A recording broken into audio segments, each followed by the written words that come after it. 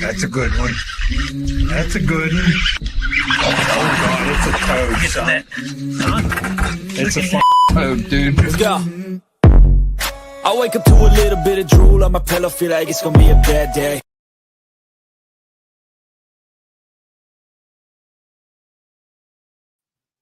Helps that we're here for you to exist. So apparently somebody in another country has claimed the music in the intro video. Smart move by them, because everybody on StreamYard that uses a countdown uses the built-in timer, and he has claimed it as his or she. I couldn't tell you what the name was, but we got hit with a copyright strike, so it took it down across all of our Facebook platforms, and I know a lot of you like to watch there, so we restarted it. So check out everybody scrolling across the bottom. I'm not going to do the whole thing again. We were like halfway through, but we have a show here to do, and that's what we're going to do. So we have everybody's favorite Gigantopithecus in studio with us, Seth Ellis of the National Professional Fishing League. Look how he's looking. Yeah. Is joining us in studio. Talk about, we are going to spend some time talking about early fall transition and how terrible the fishing can be this time of year, but also how good it can be. We're going to talk a little bit about the big news in bass fishing. Of course, the elites announced that they are only going to use forward-facing sonar in up to 5 events, which it did end up being 5, 4 without. They did it by coin toss, so we'll give our opinion on that. But yeah, that's really all going on in the world. You know, everybody else's rules changed last year, so forward-facing bass held court with allowing it in all events, and really took a look at it last year. And there's some conversation statistics released out there to support why they made the decision. And you know, there's a little bit of science behind it, at least from their standpoint, on why they did it. So we'll talk a little bit about that. We're not going to spend the entire show, I hope, talking about that, but I guess we can give our initial thoughts, and I will start. I really don't care. I just am tired of talking about it. I'm tired of hearing about it. I don't have an issue with them keeping it in all events. I don't have an issue with them doing away with it in 4. I will say, and a lot of people said that whoever, not that AOI wasn't hard to win before, but if you win it next year, you can honestly say you're the most versatile angler because you have used the technology. You have won without the technology. And it's either going to put up or shut up for a lot of older anglers, because if they don't, if they don't put out in events, they don't allow it, then it just proves that they're aging out of the sport, which does happen. It's part of it. I know a lot of people don't like to hear that. Trey and I talked about it a little bit, I think, this morning. And to be frank, the legends don't really matter in the sport anymore. Ooh. I know Seth doesn't like to hear that, but Greg Hackney's not selling baits like he used to. Those guys aren't selling baits like they used to. There's no doubt there's a youth movement in all of fishing. The demographics have shifted when you look at bait companies when they do their surveys and stuff. It's more young anglers that are spending their parents' money on the baits that they want for high school fishing and things of that nature, and adults are not actually getting out of the sport at a higher rate than they're entering the sport right now. So Seth, I know, has an opinion on the legends, but they don't sell baits like they used to. I mean, I never cared what a legend was fishing with. It never mattered to me. I was going to do what I did. Like, the only thing I cared about was what knot they were tying.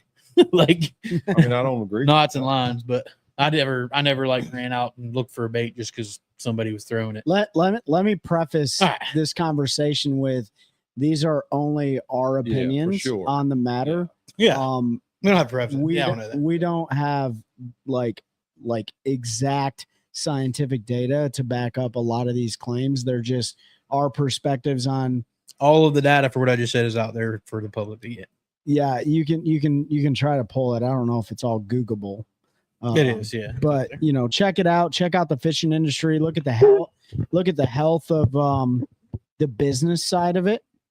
Don't worry so much about the tournament side of it, I would say, but I think it all factors into each other. And there's a lot of guys out there that made videos with their perspectives. Everybody's in a different position. But it's fun to talk about, at least a little bit, because, things change in the NFL, like the kickoff, and people talk about it, right? Mm-hmm. Things change in Major League Baseball or golf or NASCAR or whatever. People talk about it. So we talk fishing, and we asked some of your guys' opinions on the community page. Actually, it seems like most people are kind of indifferent. They don't really give a crap, whatever. They're going to consume the content. But, Pete spoke his, peace of mind on it. Seth Ellis, National Professional Fishing League, good friend of the show, good friend of ours, is here joining us. Thank you for driving all the way down from Durham. Anytime. Yeah, and Durham, and eating some hamburgers, as Pete called them. Nobody said hamburger since 1952, by the way. I didn't say hamburger. He did say hamburger, did he not? I honestly don't. He said hamburger. Anyways, it's chaos in my house. We all Trey love it. wants me to say. What's up, Cody Baylor? What's up, Mom from Kalamazoo, Michigan? I need some more of those red crankbaits. Thanks. But yeah, Seth, you fish a league where that technology that we talked about is not allowed. It was allowed in the first 4 years of the league, right? First 3 or 4 years of the league. Yep. The MPFL stood by what they believe is best for their venue. What's up, P-Dubs? MLF is doing their version, and now Bass is doing their version. But stay on track. Let's just talk about Bass. But that's what I'm going to say. So Bass, right? The Bass Angler Sportsman Society has decided that this is going to be the deal for 2026, not forever. So in your opinion, from your position, what do you think about what's going on? I'll caveat that. So I watched the live stream yesterday. I think they said they're going to roll with this format for at least 3 years. They've promised the Angler Board that. Okay. The Angler Board that may not be the board next year based on requalification. So everybody there is going to requal. I mean, there's maybe except for some of the young guys, but yeah. I mean, first and foremost, I don't have a dog in a fight, right? I'm not affiliated with Bass. I don't fish bass. So this is strictly my opinion and my opinion only. I think it's a good move, right? I have my own qualms about forward-facing sonar. And look, I've used the technology. I've owned the technology. I'm not against it at all by any means. I actually own the technology you owned. You did. Yep. And Trey seen me use the technology. I'm not against it. I'm not against innovation. I'm not against any of that. I just seem to look at things a little bit different than most people being in the position that I'm in. If we are truly going to call ourselves professionals and just focus on what I'm about to say, let's not bring any extenuating circumstances into the conversation. If we're going to call ourselves professionals and we're supposed to be the What's best, up, Dana? 250, 260 guys through 3 leagues, I think there needs to be What's up, Ken? limitations. There needs to be things in place in order for us to showcase our abilities. Now that could be argued both ways, and I understand that. But if you look at every major professional sport, every one of them has a limitation. I don't care what it is. Look at it technology-wise, equipment-wise, it doesn't matter. They all have limitations. I don't think we should be any different. Now, with that being said, we are in a sport that is completely separate from anything else, right? We are a sport that is angler-driven from top to bottom. We fund ourselves basically with the products that we buy and use. Yeah. It doesn't matter if you're a grassroots angler or an angler at the top of the sport. We continue to drive that train. But I believe it's best for conservation. And here's the reason why. All you people out there that are deer hunters, why can't you spotlight deer at night? That's a great question. Why can't you? You can in some places. No, you can't. No, we used It's to. against- Spotlight Pennsylvania yeah. all the time. My Legally. point is against He's the law joking. because the No, it was deer, legal. Oh, 100% deer legal. are at Yeah. a disadvantage. It's no different than the fish, man. Nah, Just, I don't agree with that. how you figure? I don't agree with that argument at all. I don't know. Give me a reason why. I can still catch those fish without forward-facing sonar. No, you won't. 100%. You will can. not catch those fish out in the middle of the lake. I can go promise out. you that. I can go out mid-straw and catch those fish without. I won't be as effective of it, but you can 100% still catch those fish. We never knew those fish were there until we had forward-facing sonar. Well, of course, we I knew they promise were there. We didn't you, know how to effectively. Guys are target them. going to catch them on the Elite Series in the non-forward-facing sonar events in the middle of the lake. They're going to catch the same fish. No, they won't. They will? No, they. They've won't been be doing able it in to Japan track for them. years, bro, without forward-facing They sonar. will not be able to follow those fish for Dana. miles like they do now. I'm just Here's telling the, they you won't are be able taking to. you're taking like a less than 1% example of that. Man, I don't know. One guy did it on camera last year, and that was what's that dude that had the heart condition, the young guy, Kyle Patrick, chased one that he hooked and lost for like 3 minutes before he caught it. What about all those guys that have caught the ones that they broke off? They've thrown out again and caught them with jerk baits because they followed them. I'm just against it. It's the ethics of the sport. It has nothing to do with the technology. I believe you should be able to just use your abilities, your mind, your eyes, and read the water, read nature, And read the conditions, and make your best educated guess off of that. I'm with Dana 1,000% on this. Finding fish and catching fish are two different things. And you don't think forward-facing sonar eliminates the hard work of having to find them? I don't care about finding. You still got to catch them. There's plenty of guys that can't catch them even with forward-facing sonar. I've watched it. They can find fish all day and not catch them. It still take. Here's the other thing we got to remember. Like, we grew up without it. The kids are eventually, this is going to be the normal. Like, we're dying. We're not going to have say in this forever. I don't think so, because look at the local trails that are cutting. It doesn't matter. All that matters is the youth, Seth. We're not going to be fishing forever. Eventually, the youth that have been growing up with it are going to take over, and it is going to be accepted. It's going to be the norm. You think all these high school kids that are growing up, they're going to go to college, they're going to become executives, they're going to end up working at Bass? You think they're going to eliminate technology that they grew up with and loved? No. It's going to be the normal. It's coming.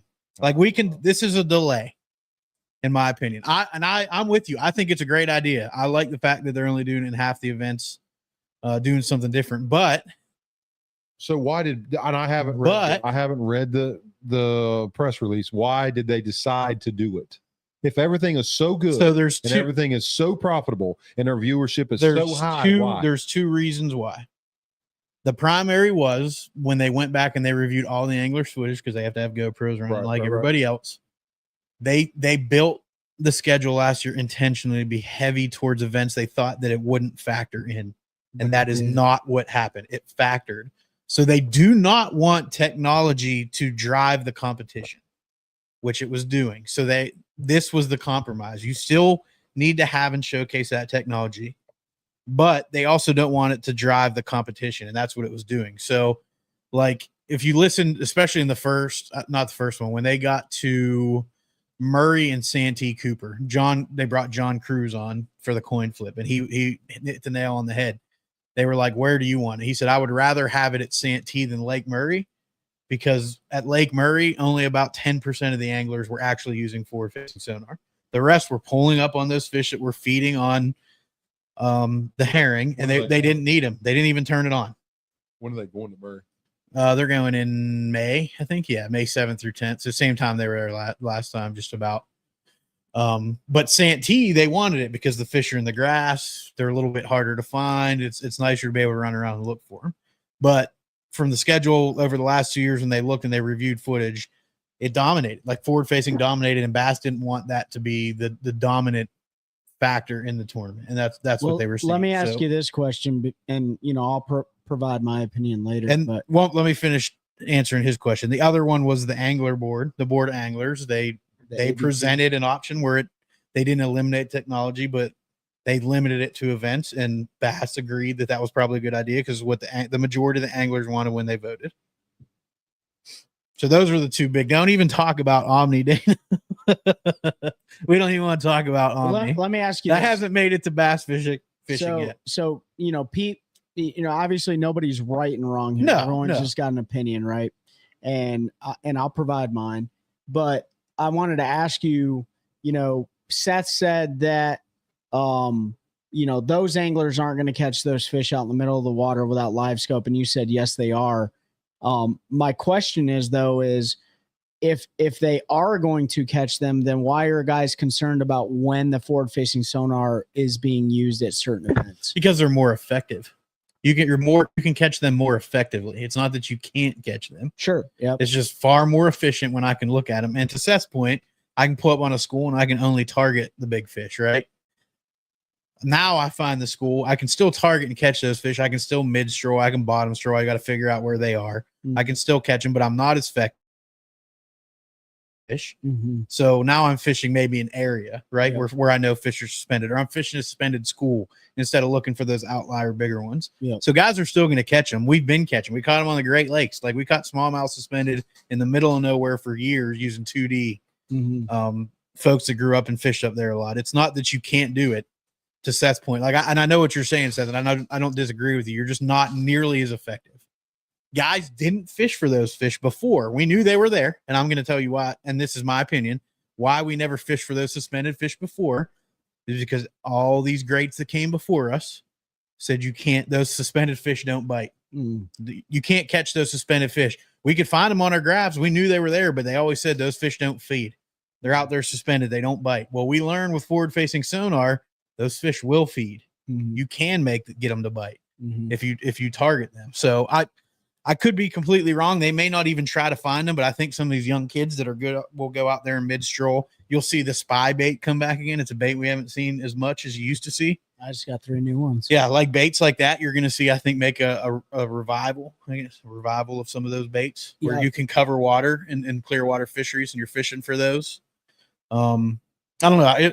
We can guess what it's going to do. I don't agree or disagree with it. The one thing I do disagree with, and some folks have said it in the comments, is they don't think it belongs at the top levels of fishing. And I completely disagree with that. I think that's the only place it belongs. I don't think you should have it until you See, get and to the I top disagree levels. because here's the difference. You're a corporate America fellow, right? You work 40 hours a week, maybe more sometimes. Let's say you have a son, and as you get older, your job demands more, and so less time you get to spend outdoors. So the little bit of time that you have, you get to spend with your son. And he wants to go fishing, and you know that yes, for you it's about quality time, but for your son to keep him interested. I'm not talking about wreck fishing. That's my point, though. The top levels of the sport shouldn't have it. It should be used for folks that don't have the time to, or have had the ability to spend a lot of time on the water. That should be them to say, okay, you know what? I've only got 4 hours. My son, my daughter, my grandson, my granddaughter. I want to go out here and have a good time. I want to make memories. I want to see them smile when they catch their first bluegill. And if I can use forward-facing sonar to do that, then so be it. But the best in the world shouldn't need it. Yeah, if I'm fishing for $100,000, I 100,000% want it. Doesn't matter if I need it. I want it. Mm. If I'm fishing for a living and trying to make a living, I want every tool that I can have at my disposal to make me more successful. We got to get out of this mindset that because somebody goes out and drags a jig shallow that they're a better angler than somebody. That is That's a moot not point at nothing. this No. point. It's not about what These bait kids you are throw. better than any of these old guys, even if they're out there You pinging a are minute. I'm crazy. sorry. You're crazy. It's blue trophies are what matters. And I haven't seen some of these dudes win a blue trophy in a long time. And you can blame forward-facing sonar. Some of them weren't winning before forward-facing sonar. But so the ones that I'm talking about have and will continue. I haven't looked, Cody, if there's a limit in practice. They're not allowed to use it in practice for the no forward facing sonar. So there you go. Yeah. Just- events. I didn't read all that. Right. So, So they're the not allowed to no use it. forward facing sonar events, they're not allowed to use it. For the forward facing sonar events, they are Yeah, allowed. technology is to use only it. going to further develop. Just because you have forward-facing technology doesn't guarantee you a win. But Yep, you're exactly right, Ken. And then Charlie Schmitz, and I agree with you. The difference between spotlight analogy, and this is why I don't agree. Cody said it better than I did, or Charlie said it better than I do. Bass has to bite a bait. You got to make it feed. A deer doesn't have a choice if you're going to shoot it. A bullet just hits it. It's not like I'm out there dangling a piece of corn trying to make the deer. And I agree. Like I see that, but I also see the fact that when you dangle about the most natural looking bait in front of a bass, They're an opportunist. they're an opportunist. However, hold on, Trey. I am pretty good with the technology, and I can tell you right now, like that is not the case a lot of the times. There's right? plenty So of times this fish I won't can bite. counter my own argument because I know that forward facing sonar makes you more efficient on the water. I think there is a skill associated with it, but nevertheless, I think that some guys may use that as a one trick pony. We've seen that before, right?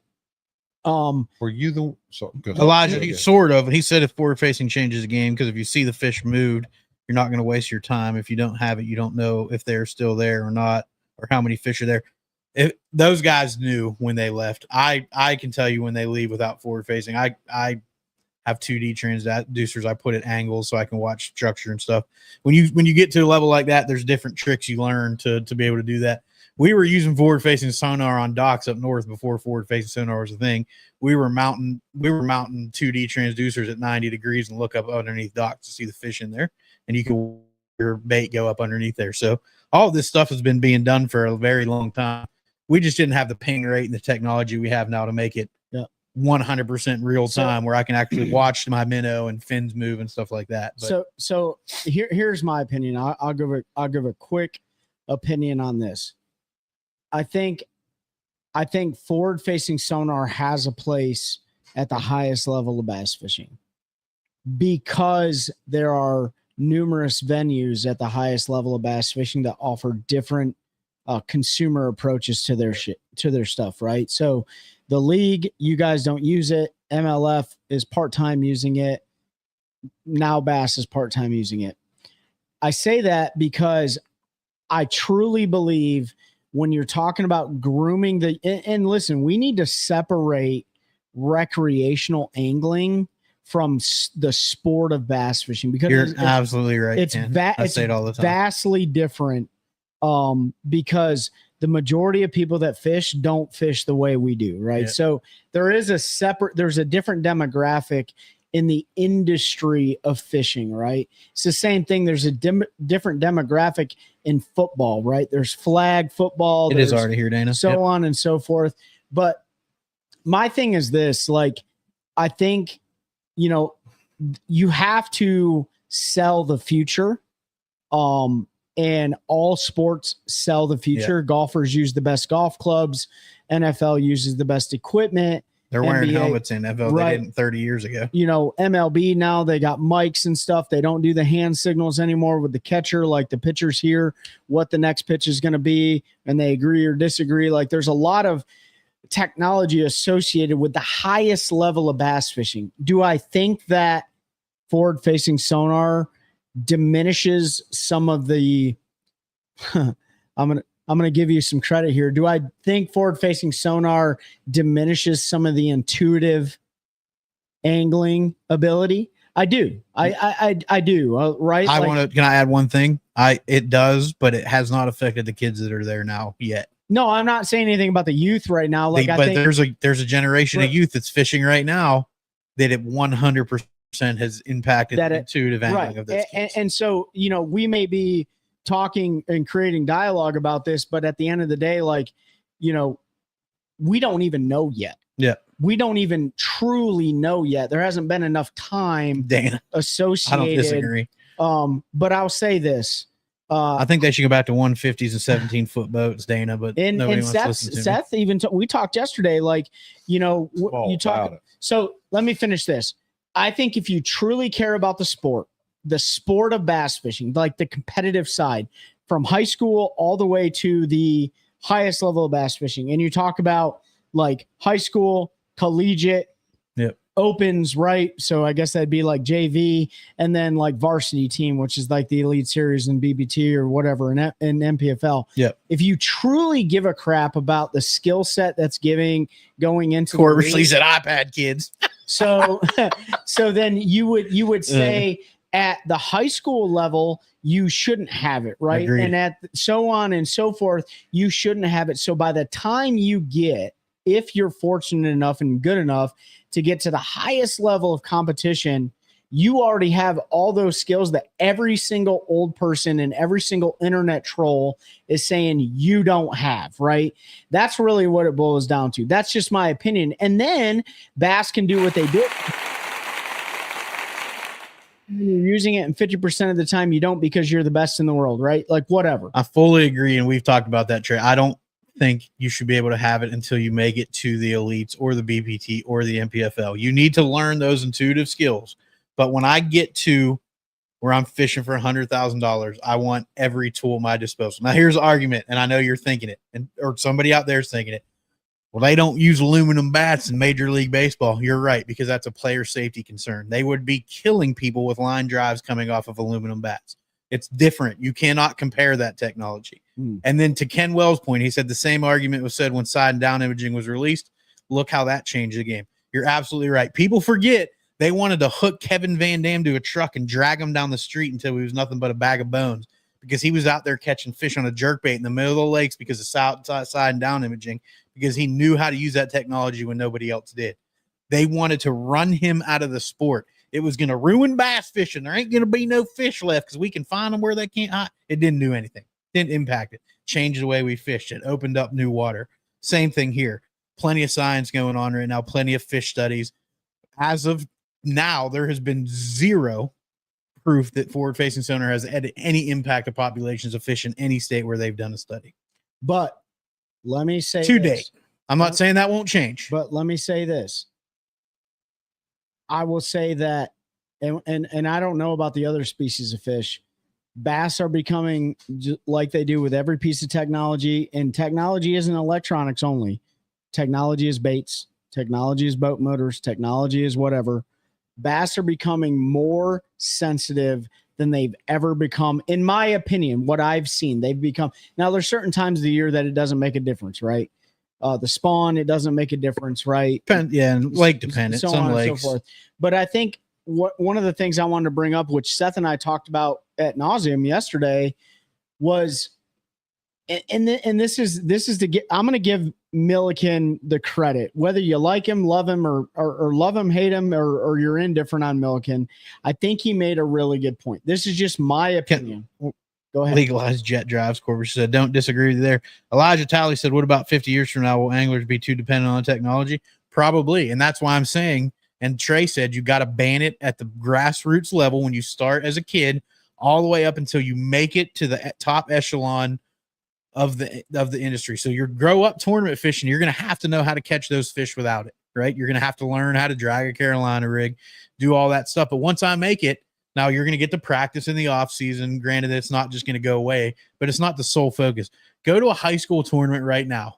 And if it's 200 boats, 196 of them are pinging a minnow in the middle of a lake. Yep. Those kids aren't teaching anything, and they're going to be completely dependent on that technology. But again, like Seth said, and this is where I agree with him, it sends the wrong message. But and I'm not trying to cut no, you go off, ahead. but I'm going to tell you. I want to talk about something really important after. So, Trey, like I said, we had this conversation yesterday.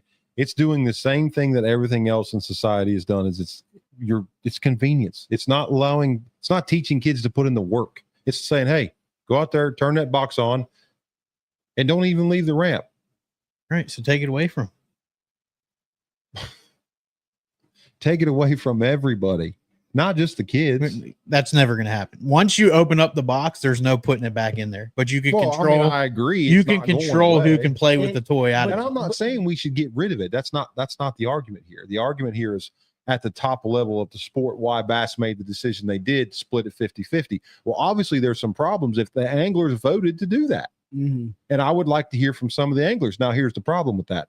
The anglers can't tell you their true opinion because of the affiliations they have with certain companies. Sure. And I understand that it's self-preservation. I completely agree with that. Mm-hmm. But until you get straight from the horse's mouth why the decision was made, it's all speculation. Yeah. We're giving our opinions, right, wrong, or indifferent. And that's how we feel about the situation, along with all the viewers out there. I would just like to know why the decision was made at Bass now, other than the PR that they decided to let go of the press release. It's a great question. I mean, like, and Cody Baylor said, I think I'm on Seth's side there to learn with the fancy tools, but at the top level, you can limit what they want. Look, I don't want to watch guys go grind for 11 pounds on TV. I want to watch them go catch 40 pounds a day. But I'm glad you said that. Like, why? This is a consumer perspective, right? This is why I love the Sabine so much, and everybody gives me crap for it. Why? And Brian Latimer, and I'm going to give him credit on this one. He made a video about this too. The tournament fishing world at the highest level has made people unappreciate the fact that catching a 2-pounder is a good fish, right? And that really is really what it boils down to, is people are being extremely ungrateful for what they catch on the water, right? So as a consumer, why does it matter if a guy catches 11 pounds a day? But this is everyone's perspective. Does it matter if they catch the weight, or does it matter how they catch the weight? What's more important to the consumer? It depends right? on it. Every consumer is going to have a different opinion. Exactly, right? And that's I want to see giant bags. I don't care how they catch it. Pe- I mean, granted, I want to see them catching on a frog because it's more fun. But if it takes going out there and catches them on a jerkbait or on a minnow or something, I still want to see 20+ pounds. Yeah, and that's the thing, right? Like that's the exact. So every consumer has their own opinion. And then Corbishley, just real quick, angler committees voted on, and Bass listened, is his understanding. Whether that's the right call or not, nobody knows. You're right. They did listen to the anglers and a few other points, and they haven't done that in the past. And they got a lot of flack for it last year. If everybody remembers with the rule changes, they did try to make some of them. They rolled back on within 24 hours of announcing them, and others they stuck with. But they haven't listened to the anglers who are important to the league, and they did now. And it was split. I mean, if you look at the voting, some of it's out there. Some of it's out there. There's a very clear line on who voted for what. Most of the kids don't really care. They're like, we're going to go catch them whether we have it or not. But they didn't want to lose the technology because they don't see the issue that the older anglers see coming from it. And I'll tell you why I think so many old anglers, and a lot of people are going to get mad about this, and I don't really care. I've only talked about it in private. I'll talk about it now. Some of our heroes in fishing, the legends, the folks we look up to, got complacent. They didn't care. They stopped learning. They can go out and flip a jig. They can go out and throw a pop bar, catch 10, 11 pounds, cash a 40th place check, and be happy. Can't do that anymore. You couldn't do it. Not all of them. Not all of them, but most of them did. Most of them aren't good with the technology, admittedly, and they'll admit to it. And they got behind the curve, and it was hard to play catch up because now they're trying to learn during the season. They don't have as much time in the off season to spend with it because now they have families and commitments. These kids can go full bore fish 360 days a year. They're only home on Christmas Eve, Christmas Day, and Thanksgiving. Other than that, these guys are on the water. So there was an advantage there. And I'm not saying we shouldn't cater to those guys who don't have as strong of an understanding. I think that's why I think this is the right move. I think BPT made a good call going to the 1 period thing.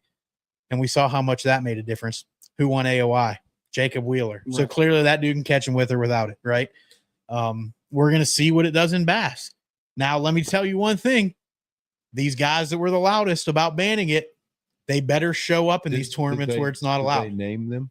Who? Some of them. Some of them they've been loud from the beginning. Gerald Swindle's one. We're probably going to get his video made. He doesn't care either way, but he was vocal. Chris Zaldane is one. Greg Hackney put a video out about it. You had Bill Lowen talk about it. There was a lot of guys. They weren't outright screaming out in the public face, but they put videos out with their opinion saying they don't think it should be as prominent as it is. Yeah, within the last year. Here's another thing, Seth. A lot of those guys that had exclusive electronics deal have gone away from them because mapping is better with one. Side and down imaging better is one. So a lot of guys don't want to pigeonhole themselves into one. So that's why you start seeing these bass fishing electronics and some of these other companies picking up folks, because then I can give you a discount on multiple brands. You now showcase my company, people will come by and for me, but you can get the best of everything. So that has led to some people speaking out a little more about it. There's still guys that have those deals and they haven't said anything.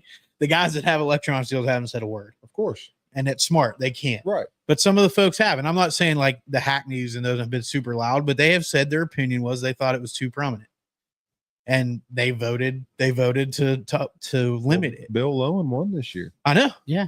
And he definitely earned it. Yeah. Right? Because he knew exactly what was going on. The same thing with Pat Schlopper. I mean, he talked about it, like reading the water at the Mississippi River and understanding how the weather and how the UV and cloud cover affected in dirty water affected everything in the Mississippi River out of, I don't know, all the 9 pools that they fish or 6 to 9 pools that they fish. But all right, I'm tired of talking about this. Let's go. But the last thing that I want to say on this, and I think this is important. The one thing that drives me nuts is the fact that forward-facing sonar has been so polarizing. And Seth, you're in this position, and we talked about it. But forward-facing sonar has been so polarizing that it has literally sucked in everybody's attention. Not mine, buddy. But, and I say everybody relatively, but why hasn't professional bass fishing, why haven't they focused on things that truly matter? Right? That's the $1 million question. Like $1 million endorsement contracts, like big time 401ks, like big time health insurance cover, like, and I'm just throwing random stuff out there, but you know, and I'm stealing this from Milliken too. So Milliken, if you hear this, like, hey dude, like appreciate you saying this, but like that was the biggest thing that he was disappointed by when he got onto the ABP was that was the first topic and pretty much the last topic of discussion that was brought up. But why in the hell aren't we talking about why are the payouts still $100,000? Why are guys still trying to steal from this small piece of pie that they've been having to steal from for the last 20 years? Why aren't we talking about why don't I get paid to show up at the national level? Why am I still gambling? Anglers don't want that. I don't understand why. Because the gambling is why they do it. I don't know. I The know gambling- people who are fish a different organization to get paid to show up. There are some, but Yeah. the gambling is the reason. If you didn't have to bet on yourself, why would you go fish a tournament? Why would you care? If I'm getting paid $150,000 a year, whether I win a tournament or I get my teeth kicked in everything, why would I care? I'm just going to show up. I'm going to cruise around and throw a frog Because and as a wide competitor, open water. you still want to be. But it doesn't mean anything then. If I don't have money earnings, if my living doesn't depend on it, doesn't mean anything at that point. So what you're saying? You're just fishing for a trophy. It's Like no different than a professional athlete. there, guy no, comes out- you, wait a minute, so wait, we wait, have got wait, to wait. stop comparing fishing to being a professional I understand athlete. that, You but cannot what compare the I'm two. going to parallel this right here. If you got a kid that's played nothing but college football and he's the #1 overall pick, right? And he signs a 4-year, $48 million deal. It doesn't matter if that kid is good or not. He's got $48 million. Yeah.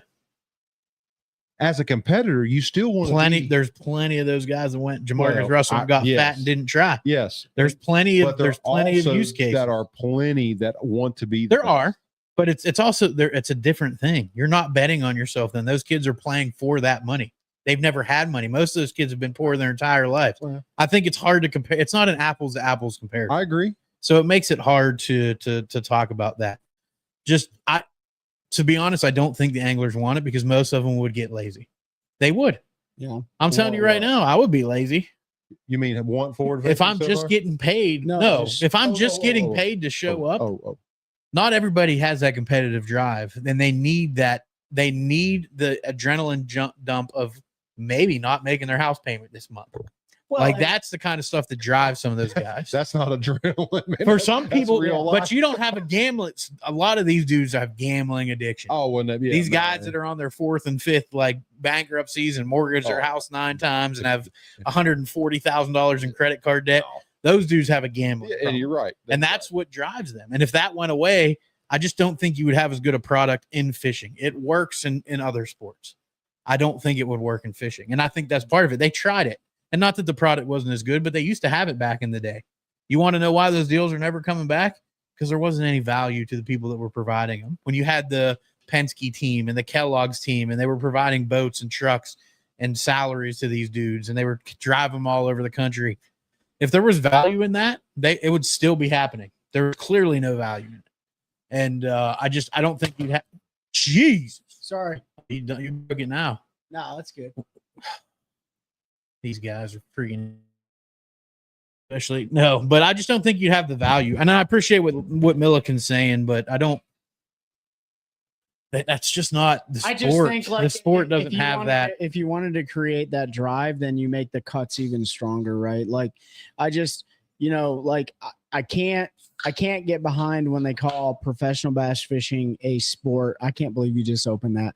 I can't believe they call, professional bass fishing a sport. Give him that. Suck it off the table.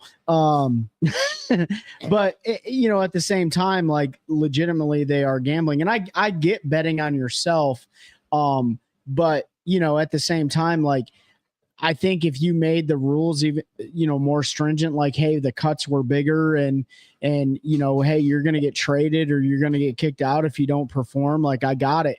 Maybe that'll create competitive drive, but socialism has never worked in the history of ever. You're still getting kicked out now if you don't compete. So yeah, it's not that's going true. to change anything. But I don't think. I mean, like, again, these are all of our own opinions. And I think all of them are valid, to be honest with you. I don't think there's an invalid opinion. And I think only time will tell. And it doesn't matter because guess what? in 2 weeks, I'm going to load the truck up and head to Logan Martin. That's right. And next year, if something changes and I can fish something else, and if it's there, I'm going to fish. And Logan Martin, and that's a great transition. Unless Pete's got anything else. No, I agree with you, Mike. You said you can't make it to the top level without the drive to begin with. But if you start handing people checks, it changes people's drive, and it just, I think it makes it different. I don't see it working in bass fishing. And bass fishing is not a sport, and I call it the sport sometimes too, but it's the furthest thing from a sport. I agree. I mean, Just like horse racing is not a sport. People call it a sport. It's not a sport. You're just running a horse around the track. I think it takes a lot of athletic ability, but watching Seth and Cole and Josh Hooks and the rest of the guys that we know that fish, and Mike Corbishley and all the guys that are friends of ours, watching them legitimately hustle to no end to try to make it to the next tournament. Like, to me, that's where it's not a sport. Like, you're trying to get to the casino to play the slots again. It's just gambling, bro. And somebody like do it, but it's nothing more than gambling. But that's the pipe dream that Seth was talking about, like selling that narrative, selling that message to the youth. Like, if you're young and you're listening to this, like, there's so much more than forward facing sonar technology that goes into bass fishing. There's so much more than having $100,000 bass boat or more that goes into bass fishing. There's nothing wrong with fishing the banks. Like he said, need day jobs for sure. Yes, sir. You need a day job. This is not a cheap. 100%. Yeah, this is not a cheap sport, gambling hobby, whatever. It's not a cheap hobby. It's just not cheap, man. And that's just the way it is. So therefore, do your best, hustle, and if you want to bet on yourself, get into the game. Chase your dreams and have a backup plan. 100%, right? But Seth, you talked about going down to Logan Martin. Mm-hmm. You're going to be fishing the fall. Yeah. Well, transition in the south. Yeah. Right? Yeah. And we talked about that. We got about 20 more minutes left in the show here, but that's a great segue to talk about how tough, but maybe how productive this time of year is. And we can all provide our own unique perspectives, but from your perspective, like, what is the, maybe if you were to talking to the audience, like, what is your advice when it comes to fishing in this time of year? Grind. Keep your head down and grind, keep moving. Because this time of the year is so dependent on bait, right? There's a small period of time, at least here in the Carolinas, where there's a transition period where either the bait moves first or the bass move first. And if the bait move first, then obviously there's not a lot of fish up there, so that the fishing can be tough. But if the bass move first and the bait hasn't moved off the main lake or out of deeper water yet, then their forage species changes for just a shorter period of time, maybe 2-3 weeks. And it could be crawfish, it could be small perch, it could be bluegill. So don't be afraid to adapt on the fly, for sure. But I always tell people, just move, keep moving, because that's how you're going to figure things out. If you decide, hey, I'm going to stay in this creek today and I'm going to learn everything about this creek, well, that's all well and good. You might learn every rock, every stump, every grass bed, every drop off, every channel turn, you name it, is in that creek. But if there's not bait there and there's no bass there, you're not learning anything. Right. So the biggest thing is keep moving. And this time of year, more so probably than any time of the year, this is about spurts, right? You can fish for 4, 5, 6 hours, and all of a sudden you hit a stretch where there's feeding fish, the bait's lined up, it's the right time of day, and you can turn, a 15-minute period of just pure chaos into the best part of your day because you've just found a wad of them. Mm-hmm. And then you'll finish the rest out of your day looking for something else, because it's just the way it goes. They become very pelagic. They come nomadic this time of year. And they're not easy to find. I mean, that's just and I've been doing it a long time. They're still not easy to find this time of year. Yeah. Just because you have bait doesn't mean you have fish, right? But the bait points you in the right direction.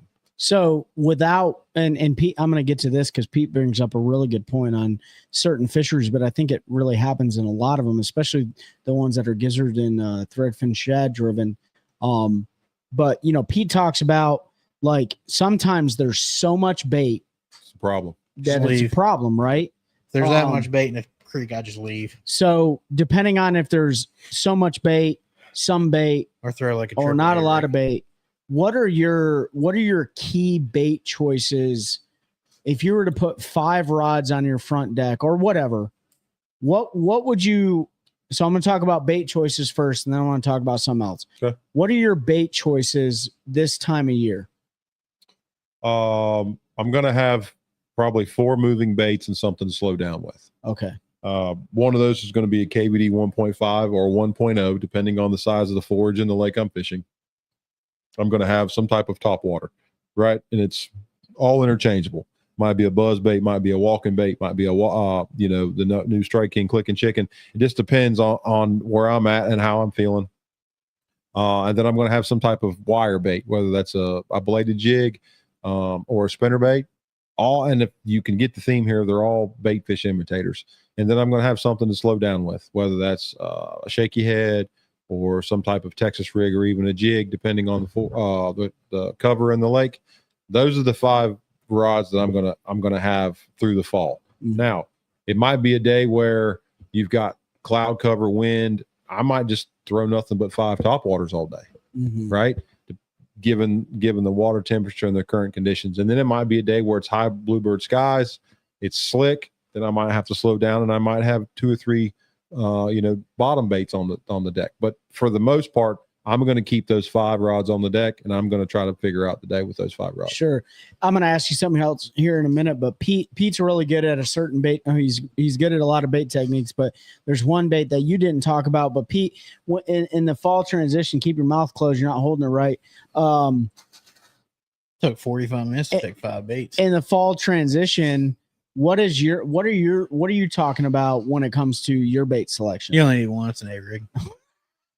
Just tie on an A-rig, start chucking that thing around. 2 foot of water. No.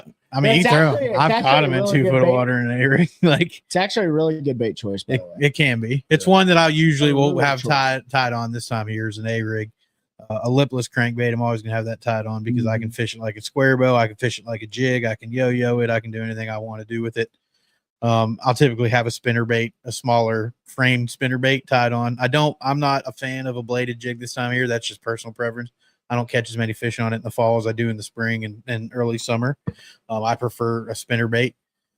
And then usually a jig, because to Seth's point, if you can get away from those big wads of shad we get on a lot of our lakes down here, and you get into some of those pockets that don't have the bait fish like that, they're usually keying in on bluegill or crawfish. And I can imitate those with a jig.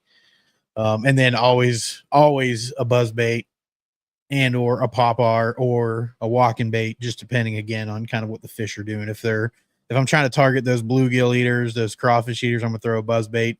If I'm around smaller schools of bait that they're schooling on and coming up feeding, then I want a popar or a walking bait. Yeah. So it's just kind of situational dependent. But then again, I'm like right there with Seth. High bluebird skies, I'm gonna have a jig, shaky head.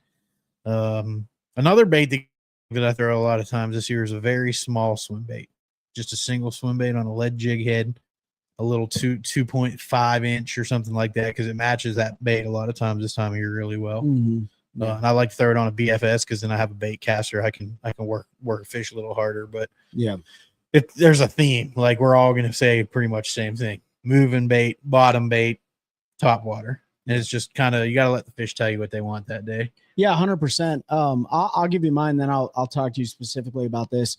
I think having a square bill tied on this time of year is probably a good idea, especially if you're in a fishery that has a lot of rock and stuff like that. Like square bills can produce a lot.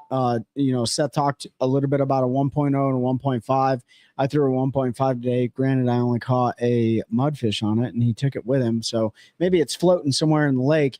But that mudfish. Yeah, it was a big one too. But that's what you sent the video of. Yeah, it was a big one. Broke that one off. Oh, dude, right at the boat. I didn't show you that part of it because I wasn't filming that. But but I've really grown fond of a chatterbait this time of year. And one of the biggest things that I learned about it was you can cover a ton of water, and I didn't really realize how effective, and you guys have been throwing them for a long time, and I've thrown them too. I didn't really realize how effective a bladed jig, whether it's a Thunder Cricket, a one cast fishing bladed jig, a jackhammer, doesn't matter. And they all have their different purposes, but how effective it can be in legitimately slick, calm water. right? Because it's dispersing that water. And, one of the things that you can do with it is you can put a straight tail, like a spunk shad, on the back of it, and it's going to hunt, or you can put a paddle tail on the back of it and you're going to be able to float that a little bit better. So you really got to dial that in. But if you guys are throwing a bladed jig of any sort, like, it is a really great bait to cover water. But I agree with you, Pete. Like, depending on the circumstances, like, it may not be the best bait choice, and I'm going to have top water tied on all day I too. think Jeff Hodges is right. Extremes, extra small or extra large, is a great time of year to throw a big glide. And then I was going to bring that up, right? Like, I'm no expert by any means. I'm literally I don't talk about it. is I don't want most people throwing them. as most juvenile as I can be. Unless it's a tater hog. But if you go Throw a back, tater hog. and Pete keeps stealing my thunder here, but if you go back and listen to our last episode, which dropped on Spotify, Apple Podcasts, you can listen to Matt McBee, Tater Hog himself, talk about glide baits, the Hogfather Jr., all these different ones that he has to offer and when they're most effective. And right now it's getting to the time where you guys can throw that around a lot of standing timber, laydowns, docks, things like that, and you can pick off a lot of fish. What I did want to ask Seth, though, and Pete, is, so you talked about bait selection, but what are you looking for on electronics, though? Not forward-facing sonar. We don't have to talk about that because honestly, forward-facing sonar. I don't have it. Well, yeah, you don't have it. I have it. This time of year, forward-facing sonar can be your best friend or your worst enemy. I'm here to tell you right now, because when the water flips and it turns over and the oxygen is evenly dispersed, those fish can be legitimately anywhere in the lake. Like half so our lakes are like that right now. yeah, so from your perspective, using your Humminbird Explorers and stuff like that, 360, what are you looking for electronics wise? I'm looking for what's comfortable with me, right? So I'm Okay, well, that explains a lot. Keep going. I'm looking honestly for two different types of places. There is a group of fish and a group of bait that will make an early transition towards the backs of the creeks, and then you'll have those fish that are still left on the main lake with groups of bait out there. So I'll look for the first stopping point inside a major creek, right? Whether it's a secondary point, 2 or 3 points inside of a small gut or something in that creek. And then I'll also go to the very backs, looking for those resident fish that live halfway back in those creeks to the very ends with the bait that stays in those creeks most of the year, right? So that's what I'm looking for mainly. And I'm looking for flat areas. And I'm looking for stopping points, right? So it may be, you may have a creek that's 2 miles long, but the last quarter mile of it is a flat that's 3 foot deep. I want to stop right before that flat and find the last part of the deep water. Because what happens is if we do start to get weather that will kind of affect the bait and the bass, they want to have deep water nearby still. So I'll look for that, 5 to 7 foot depth range right before that flat starts. Because most of the time that's where they're going to sit. And then once they get comfortable and they feel like things have been stable, then they'll move up on that flat and feed. But that's what I'm looking for. Stopping points and places where those fish can retreat to if the weather does become bad. Yeah, makes sense. I mean, and you can target those with those 4 baits you guys talked about. Yep. Chatterbaits, spinnerbaits, square bills, and lipless crankbaits, right? Those are and A-rigs. Yes, you can hit them with A-rigs and stuff, depending on your lake that you're fishing. But Pete, what are you looking for? Are you looking for the same thing that Seth is, or is there anything specific electronics-wise that you're looking for? Whether or not it's down scan, side scan, 2D sonar. I don't hardly even look at anything this time of year. Yeah. Like electronics wise. Temperature gauge and maps, just looking for those tertiary points and stuff. See, once I figure out where the fish are in the creeks, and I'm just running bank most of the time, try to figure out. I don't look a whole lot of offshore. I know there's still some fish out there, but those aren't fish I want to catch this time of year. So yeah. So the one thing that I will say about that is also look for the birds, man. Like, the birds are going to tell you a story about bait. Specifically, pay attention to your wind direction and where the birds are at. Like, one of the biggest things that I find is, like, you may not catch them on the bank, but you may see a herring or whatever, usually a herring on the bank. And even if you're not throwing at the bank, they still might be in that. and that's where you can really target those fish. And it's something that I've learned over the last couple of years, but specifically this year, because I've been on the water almost every single day, is most of the places that I was getting bites, and maybe it's a fluke, but I don't know, man, more than 3 times seems like a pattern to me. Anytime there's birds on the bank, in the way that the wind is pushing the water into the bank line, and those bass are set up, or I'm getting bit, right, with those birds, right? And it's not every single time, but it seems to be that the blue herring on the bank lines, the snakes, the turtles, everything else is telling me that, hey, there's so much bait in here. But it could be a bad thing, like you said, Pete. Like Pete and Seth said it, like it could be a bad thing. It could be too much bait and you're just not getting bit, because no matter how much you like it, like your bait is not imitating what they're eating, right? Yep. So, but I still look for birds on the bank. I may not be throwing at the bank itself, because I threw at the bank for about 27 miles today and didn't get a single bite. But then I went offshore, which is in 3 to 6 foot of water, and I started getting bit. Granted, I lost every single fish that I had bite, but nevertheless, like, so something to pay attention to is just the wildlife, man. And I think, I'm not going to bring it back to it, but that's the instinctual part of bass fishing, is like being so in tune with nature and trying to figure out like what the story is and stuff like that. So, but yeah, man, like fall transition. What do you think? You think it's going to be a grind fest down at Logan Martin, or you think, like, what are your thoughts on it? We got about 5 more minutes here before we wrap this up. I mean, it's late September and the deep South.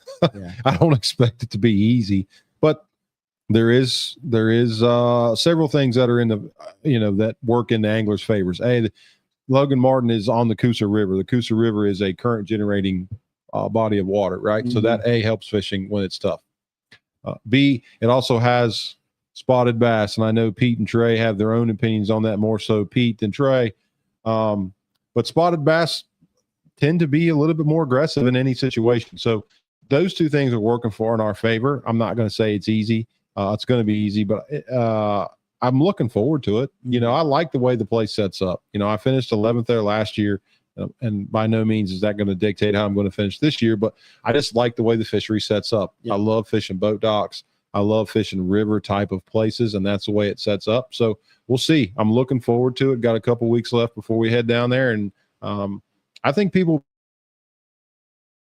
fish well for everyone. Sure. But I think it's going to be a good event. Yeah. The last thing I want to ask you guys real quick before we wrap this up, we always talk about it, but we never really explain it in detail, that fall transition, that lake turnover. We talk about when the thermocline flips and stuff like that. What is it really doing? What are you looking for, Pete, when the lake turns over? Like some of the things that people can be on the lookout for as they're on their lake and like, holy crap. Yeah, I'm looking for a dove or goose field to go shoot birds in, because I don't want to be fishing when it happens. The easiest way is just turn your sensitivity on your 2D and look for a thermocline. If that joker is suddenly gone, your lake is probably turned over. You'll notice a change in water color. Mm-hmm. A lot of times lakes that aren't clear are suddenly clear. If you're out there and your lake's usually a little bit tannic and you can see 5 to 8 feet, your lake probably turned over. Mm-hmm. Like there's little things. It'll get this weird bubbling, greenish color. Yeah, a lot more bubbling. You'll see stuff like leaves just kind of hovering in the water column, things like that. Those are all you start to signs see of turnover. suspended junk that's under the subsurface. It just doesn't look right. It'll be pretty obvious. Sometimes it smells, doesn't it? Sometimes you can get a smell. I've never noticed that around the lakes around here. No. If you get in some swampy lake water where they got that nasty sulfur. Stink mud, you'll get that kind of swamp mud smell. But I always look, and if things just don't look right, try to find that thermocline. If that joker's gone, that's a pretty good sign that thing probably flipped over on you. And then it's just a matter of when. Yep. If it was 2 weeks ago, you might be all right. If it was last night, go find you some doves to shoot or something, because she's gonna be real tough. Or run as far away as you can. If you can. Listen, I'm if you can get away from it for sure. My dad's looking at surface temp. Yeah. Yeah, I'm opposite of these guys. I think you should, if you really are trying to dial in your skill set in fishing, if you're that dedicated to it, rather, you should go out in the toughest conditions that you possibly can imagine. Not lightning. Let me say that. Not lightning and stuff. Be safe. Wear your PFD, wear your kill switch, all those good things that we always talk about.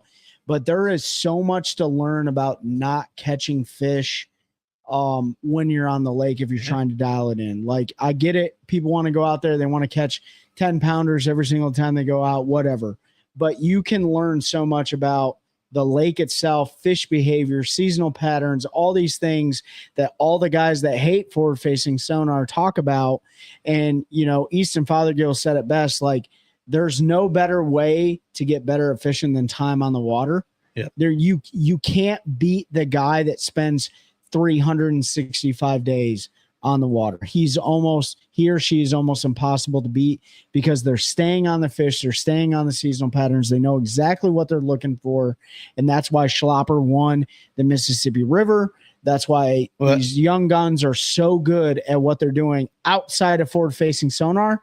It's because, dude, they're not married with kids. They're on the water all the time, and they're honing in their skill set. Schlopper won the Mississippi River because he did the exact same thing everybody else was doing. He just found better fish. He won at Sabine. He won twice. He won twice in 2025. Sabine was another But grind fish. He found better fish. He spent more hours on the Mississippi River in pre-practice than anybody else. It's also his home body of 100%. water. So Yeah, I totally get it, right? yeah. But Lee Livesey's finished dead last at his home lake too, right? Sure. Yeah, So, yeah. you know, but like outside of those two examples, like The beauty of this time of year is not a lot of tournaments going on, so I'm not fishing for money. So there's more fun stuff for me to do than go grind on a lake in conditions I'm probably never going to fish for money. That's just me personally. Like, I'll go shoot doves or hang tree stands and get ready to kill deer or something, and the fishing's going to get good again in a couple weeks.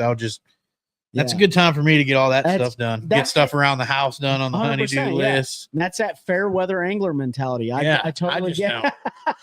There's no benefit to it for me. There's a benefit if you seek the good stuff.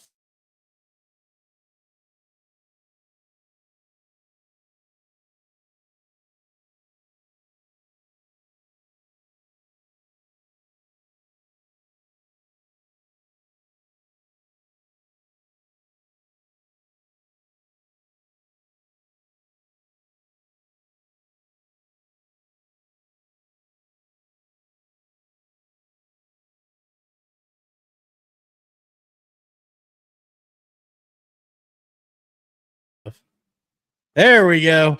We're back. We had a temporary internet fart there for a minute, but we appreciate everyone joining. Yeah, you can go fish this time of year. You can definitely learn about a lake and not catch anything. You can claim you lose every fish you hook. Yeah, 100%. So you have a good fish story. You can for go your sit in a buddies tree stand and be lazy too. Or you can just go to a place full of spotted bass and catch them. That's right. You could. That's right. You could do that. You could go spotted bass fishing if you're in a lake where they're natural. If you're in a lake where they're invasive, go throw them on the bank for the coons. If you want to keep your suntan all year, just spend time on the lake. You'll be all right. No, Trey knows I fish plenty of grimy fall days, but I'm not as apt to get out there when I know she's turned over. Might go a little bit later in the day, let the sun come up a little bit. But no, that's a very short window of time in the fall when you're fishing where it's kind of that grimy deal. It just makes you so much more grateful after you've sucked it up for a week or two, and then you go out there and What's up, mash David on Fuchs? it. Happy anniversary! Yeah, I just go to I'll just go to the river and mash them on a buzzbait while everything else is rolled over. Speaking of the river, we didn't talk about that. Maybe we'll talk about that in our next Fishing Friday Live. Maybe. The Roanoke River.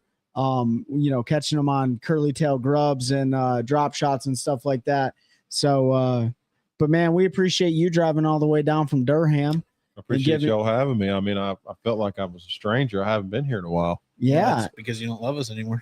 You only live 40 minutes away. I'm an hour and 20, and I could say the same thing. I don't ever get invited to the house. I didn't get invited to the river trip either.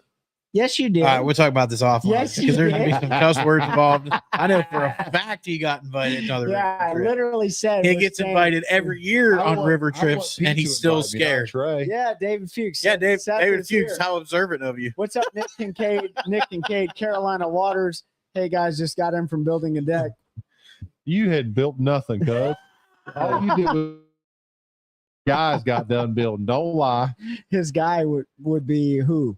His Mikey? guys. It's probably his Mikey. guys. Yeah, his it's crew. Mikey It's Nader. He Mikey. just bosses Nader around. well, fair enough. No, but we appreciate y'all. Again, Trey's very worried about the legal disclaimer that all the opinions was ours. My opinion is everybody, so I don't really care what anybody else has to say. Yeah, Mine's that's the only one that matters. Mm. No, I'm just kidding. It does. At the end of the day, I think we're all preaching the same thing. We all love and hate it. Send me some jig colors you all like. Green, pumpkin, black, and blue. Those are the only 2 jig colors you need. I mean, I'm not gonna go. There's nothing wrong with those 2 colors. No. Yeah. I mean, they're great colors, but I have a few different skirt combinations, little intricacies that I like. Yeah. But for the most part, you can't go wrong with green pumpkin and black and blue. And it's all about where you're putting it, not the color of it. That's right. Yeah, that's why all you need is green, pumpkin, black, and blue. Jig skirts are made to sell to fishermen, not to fish. Catch fishermen, not fish. No, there's little things with brown and stuff, but for a base, green pumpkin, and then I might throw some purple or some. And then different things and then there. for everything else, it's dip the tip in chartreuse. just a little bit. I don't know. Hey, Seth, sorry I just got here. It is my anniversary after all. I don't even know why you're here. Yeah, why are you here? Yeah. Shouldn't you be spending time with your lovely wife on your Yeah. anniversary? She's actually going to comment. Bryson next. Pete is watching now. Everybody's coming on late. Hey, Maybe big we'll- going on? time. Old Oh, Bryson big time. Pete. Be Old Pete big on- time. Don't y'all on have the anything farm. else to do on a Friday? Mike Corbersley's watching us. Like, Mike Harbersley's doing map recon for the. if I would have EPs known right you now. guys were interested, we would have had you on instead of Seth. We would have got some actual insight then. Oh, Ah! sick burn. All I am is seed filler, Gigantopithecus. That's all he does. The old Gigantopithecus, Spell bud. seeds, that's I all can't I believe do. you just like legitimized that name. Oh, that's the name. Wait until you see his intro at the next MPFL event. We love y'all too, the Fuchs, man. Hey, listen, if you're looking for a really cool tournament coming up November 7th, Special Operations Bass Anglers at Lake Norman. It is a for money tournament, but most of the proceeds go to a Gold Star family this year. It's in memory of Petty Officer Shannon Kent, who was killed in 2019 in January in Manbij, Syria. Every year they host it at Lake Norman. We also have a Take a Warrior Fishing on Sharon Harris November 1st, right, Pete? November 1st? Yeah, November, whatever November- that day is. Yeah, it's a multi-species event. It's like 4 hours of fishing. Just go out there, take a veteran, have a great time with him or her or a group of them, depending on the platform that you're going to be bringing out. And then, those are only 2 major tournaments. And there's Pete- one Sunday we're fishing. Yep, for Pete, they're going to be something. fishing a charity tournament for Wake Med Police Department for the Special Olympics. Seth, you're going to be fishing a cat on Lake Gaston on Sunday, Possibly, but yes. possibly. Yep. So yeah, there's still tournaments going on. They're not going to be 25-pound tournaments. They're going to be, hey, this is the time. What's up, of year Christine? where Happy anniversary. it sucks, but go out there and get your competitive edge on, and hopefully we see you guys at the SOBA tournament. Yeah, come take our money Sunday for a good cause because Trey and I fished every lake but Harris the last 3 months. So we're just gonna go out there and We're gonna get I'm just 10 gonna pounds. I'm I'm going to throw in an A rig all day. So I'm gonna bring one rod. There you go. Throw an A-rig, snag them all. Snag them all. Screw forward-facing sonar, bring an A-rig. I'm snagging them with Snag 'em all. forward facing sonar because it's so easy according to the people on the internet. No, but we appreciate y'all jumping on. I know we talked about a topic longer than we normally do, but it's something that we won't talk about for a long time now because frankly I'm tired of it. So what do we got coming up? If we've got some stuff in the pipe, we got to Sunday's get your daughter's scheduled. birthday. Sunday is Seth's daughter's birthday. your daughter's birthday, Seth. She is. She turns 14. Is she fishing the tournament with you? No, she turns 14. All she's worried about is her hair and her makeup. So and her you're not nails. fishing the tournament. No, I'll be there. Yeah, we're fishing She's there going to tomorrow. sleep until 11. It's a weighing at 2. I mean, we're not going to have a party till like 5. I'll be home plenty of time. Oh, I didn't get an invite to that party. And- Did you get an and- invite to that party? No. Oh. Christina, we didn't get Know an how it invite feels. to the party. So if you just want to send us whatever it is so we can RSVP, Hey. we'll be there. Hey, everybody on right now. Let me just ask you a question. If you've got a friend that is like a hummingbird guru and you're having issues with your hummingbird here we graphs, go. Here we go. and you've got a friend that can barely rig up his low rances, which friend would you call if you're having issues with your hummingbird? I called you. You were here when I called because I'm, No, yes. that was after the invite. when you invited Trey to come help you, and my phone remained silent. Never, not a text, Because you're corporate America, not a buddy. hello, not an fu. He's getting ready to retire, so he's got some Nothing. time. You're sitting in an office. I didn't get called. anything. I got all the time. You could have still offered. You know, I would have left work for you, Seth. I know He would have had to ask his boss. exactly. He would have said, "Hey, No, Joy would have been all right with it. My boss was Ah, awesome. there. She would have been like, First. She is pretty. I'm just like, I'm leaving. all right. Like, Well, cool. the next time, See you tomorrow. I don't want to hear you say no. I can't make it when I ask. You're not going to ask anyway. You don't know that. I do. I've already seen the history. Look at Just this. like you asked me to go to the river. I didn't have to because Trey did. I told Trey to ask you. Yeah. He was my proxy. Yeah. Look, this Look, is- come hang out with us in November because there's a lot of this going on if Seth shows up. I'll be But there. I heard he's scared. So, I was there last year. yeah, scared. Where? At Norman? You just said where, but you're going to be there. How you know talking you're about going the to Soma be? tournament? Yeah, are Yeah. you coming this year? Yeah, and Who I'm you going to fishing wait with? and fish like I did last year. Who are you fishing with? Wait a minute. We're going to talk about this offline too. Y'all, we appreciate of you all- for helping us grow a culture of anglers, helping anglers one get. That's a good one. That's a good one. Oh God, it's a toad, son. It's a toad, dude. Let's go. I wake up to a little bit of drool on my pillow, feel like it's gonna be a bad day. Half the time